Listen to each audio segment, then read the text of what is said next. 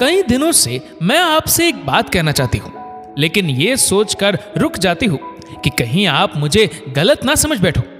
आज मौका पाकर सरिता ने अपने पति आशुतोष के सामने बैठते हुए अपनी मुट्ठी में बंद कुछ टॉफियां वहीं सामने मेज पर रख दी। ये तुम्हें किसने दी?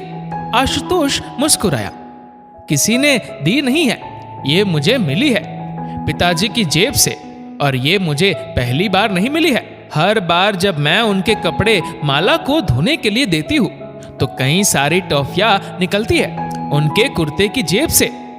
सुरभि बताती रही और आशुतोष चुपचाप गौर से सुनता रहा, ये जानते हुए भी कि डॉक्टर ने उन्हें मीठा खाने से मना किया है।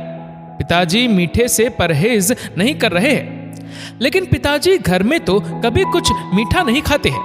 आशुतोष ने आश्चर्य जताया। आपको क्या लगता है मैं झूठ बोल रही हूं?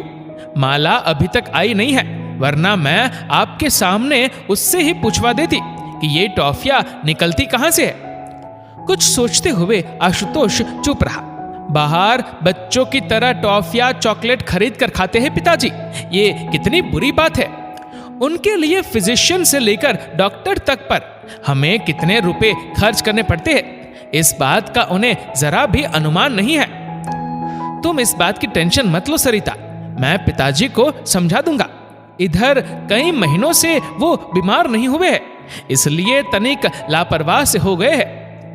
तनिक नहीं, काफी लापरवाह हो गए हैं पिताजी। आप पहले की तरह उन्हें अपने साथ हर रोज दुकान पर क्यों नहीं ले जाते? कह तो तुम सही रही हो सरिता, पहले वह मेरे साथ दुकान पर बैठते थे तो मेरी आंखों के सामने रहते थे और मैं भी चिंता मुक्त रहता था।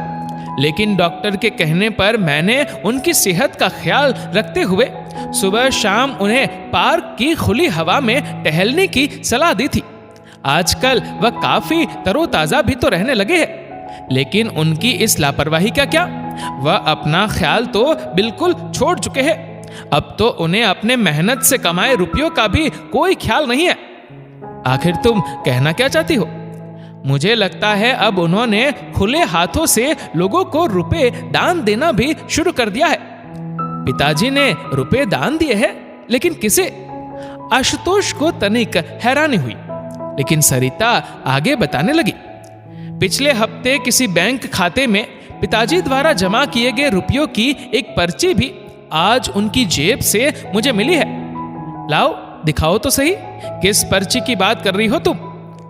आशुतोष की जिज्ञासा देख सरिता ने वहीं मेज की दराज में पड़ी एक छोटी सी पर्ची निकालकर आशुतोष की ओर बढ़ा दी। पर्ची हाथ में ले आशुतोष मुस्कुराया।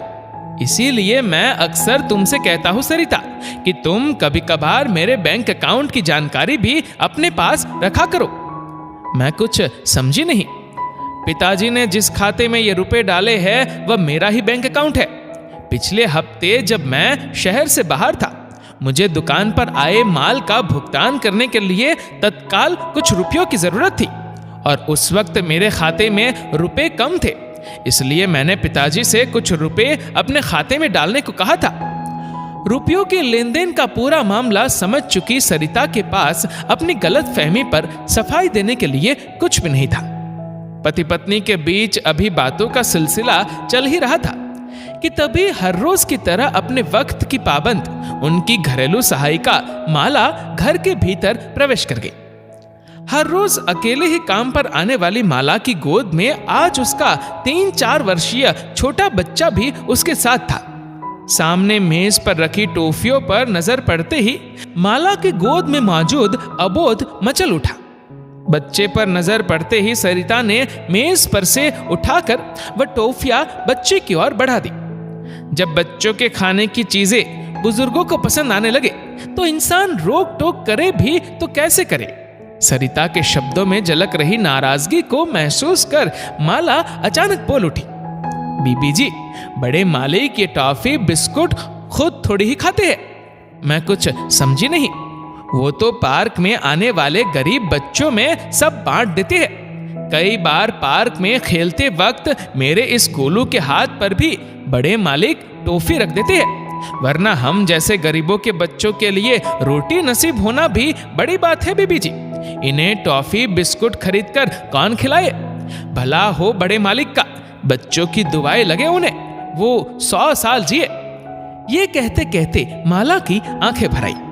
अपनी घरेलू सहायिका के मुंह से ये मीठी सी सच्चाई जानकर आशुतोष निशब्द था, किंतु आज पूरी तरह गलत साबित होने के बावजूद अपने पिता समान ससुर के मानसिक और शारीरिक सेहत के प्रति अक्सर चिंतित रहने वाली सरिता निश्चिंत भाव से मुस्कुरा रही थी।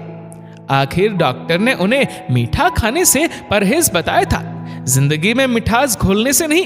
दोस्तों, इस वीडियो को लेकर आपकी क्या राय है नीचे कमेंट करके जरूर बताइएगा।